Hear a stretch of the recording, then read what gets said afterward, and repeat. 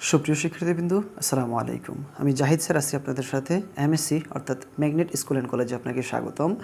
তো বরাবরই অষ্টম শ্রেণীর অনুশীলনী 4.1 এর সূত্রের সাহায্যে নিচের রাশিগুলোর বর্গ নির্ণয় করো, অর্থাৎ 1 খ নাম্বার যে অঙ্কটা রয়েছে সেটা আমরা সলিউশন করে দেখাবো।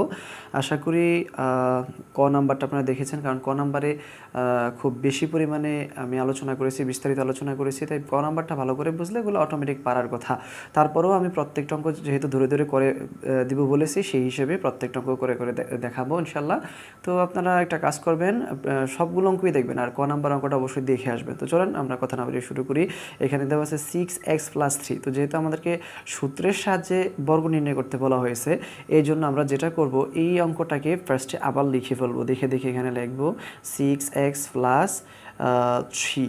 তো লেখার পরে যেহেতু বর্গ নির্ণয় করতে বলা হয়েছে, এই জন্য আমরা এখানে ব্রেকেট দিয়ে এখানে বর্গ চিহ্ন দিব, অর্থাৎ 2 বা স্কোয়ার বা বর্গ একই কথা। দেওয়ার পরে আমরা কি করব, আমরা দেখব যে এখানে কি প্লাস চিহ্ন আছে না মাইনাস আছে। তো প্লাস চিহ্ন থাকলে আপনারা জানেন যে প্লাসের সূত্রটা লিখতে হবে। তো আপনারা এখানে সাইডে একটু প্লাসের সূত্রটা লিখে ফেলবেন।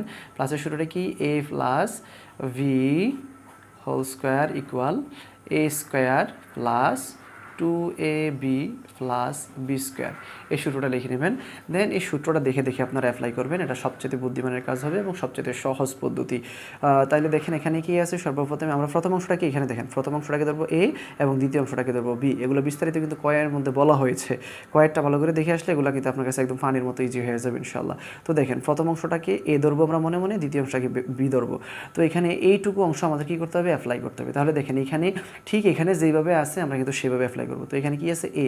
তাহলে a বলতে কি যেন, এখানে 6x। তাহলে আমরা লিখলাম এখানে 6x, তারপরে এর উপরে কি আছে, স্কোয়ার আছে।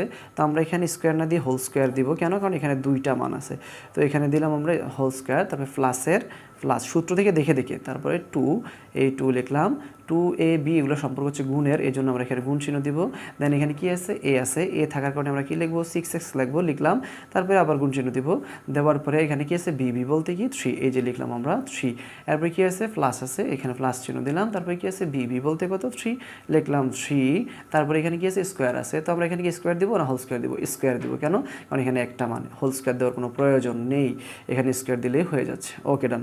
এবার আমরা কি করব, ক্যালকুলেশন করব। তাহলে ক্যালকুলেশন করেন, এখানে স্কোয়ারে বলতেছে মানে 2 বলতেছে, এখানে কি 6 কয়টা, দুইটা 6। তাহলে দুইটা 6 এর যখন আপনি গুণ করবেন কত হবে, অনেকে ভুল করে কি 6 দুগুণে 12, না, এখানে হবে 6 6 36। অর্থাৎ যেহেতু এই 2 বলতেছে এখানে দুইটা 6, তো এখানে আমরা কি করব, দুইটা 6 এভাবে লিখবো, লিখার পরে গুণ করব 6 6 36। তো এখানে লেখেন 36, লেখার পরে স্কোয়ার বলতেছে এক্স কয়টা, দুইটা এক্সকে গুণ করলে কি হয়, এক্স স্কোয়ার হয়।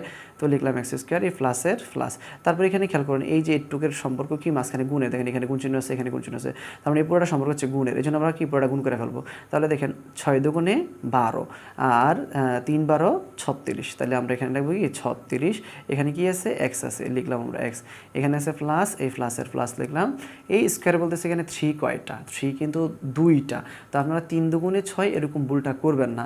স্কোয়ারে যেতে বলতেছে 3 দুইটা, তো আপনারা এখানে কি করবেন, 3 দুইটা আগে লিখবেন। লিখার পরে কত হবে, 3 3 9, দেন এখানে লিখবেন 9। তো এখানে ক্যালকুলেশন শেষ। তো আমরা এখানে কি করব, আনসারটা দিয়ে দেব, অর্থাৎ অঙ্ক কিন্তু এখানেই শেষ। তো আমি আবার শুরু থেকে একবার বুঝিয়ে দিচ্ছি, তাহলে আপনাদের জন্য আরও ইজি হয়ে যাবে। তো আমরা কী করবো, বই থেকে দেখে দেখে প্রশ্নটা উঠায় নেব। উঠানোর পরে এই অঙ্কটা আবার এখানে উঠাবো, উঠায় উপরে হোল স্কোয়ার দেবো। কেন হোল স্কোয়ার দেবো, যেহেতু অঙ্কের মধ্যে বর্গ নির্ণয় করতে বলছে, আর বর্গ মানে হচ্ছে 2 বা স্কোয়ার লিখলাম। তারপরে আমরা প্রথম অংশটাকে ধরবো a, দ্বিতীয় অংশটাকে ধরবো b, যাই থাকুক না কেন। প্রথম অংশকে আমরা a ধরবো, দ্বিতীয় অংশকে b ধরবো। তারপরে এখানে মাঝখানে কি থাকবে, প্লাস থাকলে আমরা প্লাসের সূত্রটা লিখবো, আর মাইনাস থাকলে মাইনাসের সূত্রটা লিখবো। তো যেহেতু এখানে প্লাস আছে, আমি প্লাসের সূত্রটা লিখে নিয়েছি। তো প্লাসের সূত্রটা এবার দেখে দেখে এখানে আপনি অ্যাপ্লাই করবেন। তো এখানে কি আছে, a আছে, a বলতে কত 6x, লিখলাম 6x। এর উপর স্কোয়ার আছে, আমরা স্কোয়ার না দিয়ে হোল স্কোয়ার দিছি, কারণ এখানে দুইটা মান আছে। একটা থাকলে হোল স্কোয়ারে দিতাম। তাহলে প্লাসের প্লাস, সূত্রের মধ্যে 2 আছে, এই জন্য 2 লিখলাম। 2 এর সাথে এর সম্পর্ক হচ্ছে গুণের, এই জন্য গুণ চিহ্ন দিলাম। এ বলতে কত 6x, আবার আমরা এখানে 6x লিখলাম। তারপরে এর সাথে বি এর সম্পর্ক কিসের, গুণের, এই জন্য গুণ চিহ্ন দিলাম। তারপরে বি বলতে কত 3, এখানে 3 লিখলাম। প্লাস আছে, এই জন্য প্লাস লিখলাম। বি বলতে কত 3 লিখলাম। তারপরে বির উপর স্কোয়ার আছে, এই জন্য আমরা কি দিলাম, স্কোয়ার দিলাম। হোল স্কোয়ার কিন্তু এখানে দেওয়া লাগে না, কারণ এখানে মান কয়টা, একটা। ওকে, এবার ক্যালকুলেশন করেন। স্কোয়ারে বলতেছে 6 কয়টা, দুইটা 6কে গুণ করলে কত হবে, 6 6 36 লিখলাম। স্কোয়ারে বলতেছে এক্স দুইটা এক্সকে গুণ করলে এক্স স্কোয়ার হবে, প্লাস আর প্লাস লিখলাম।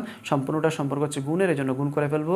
6 দুগুণে 12, 3×12 = 36, এক্সের এক্স প্লাসের প্লাস, স্কোয়ারে বলতেছে 3 দুইটা 3 গুণ করলে হবে 3 3 9, ব্যাস এইটুক পর্যন্তই। প্রত্যেকটা অঙ্ক এভাবে মনোযোগ সহকারে দেখবেন, তাহলে দেখবেন যে আপনার আর কোনো সমস্যা থাকবে না, একবারে ম্যাথের মধ্যে বস হয়ে যাবেন। আর আমি একবার প্রত্যেকটা অঙ্ক এভাবে ভেঙে ভেঙে বিশ্লেষণ করে বোঝানোর জন্যই আসলে এসেছি। অর্থাৎ আপনি ইউটিউবে বলেন, ফেসবুক বলেন, কোথাও এত সহজে ভেঙে ভেঙে কেউ বুঝাবে না, এটা আমি চ্যালেঞ্জ করতে পারি। একদম ভেঙে ভেঙে প্রত্যেকটা অঙ্ক আমি বুঝিয়ে দিব। তো সঙ্গে থাকবেন, ভালো থাকবেন, সুস্থ থাকবেন। ধন্যবাদ।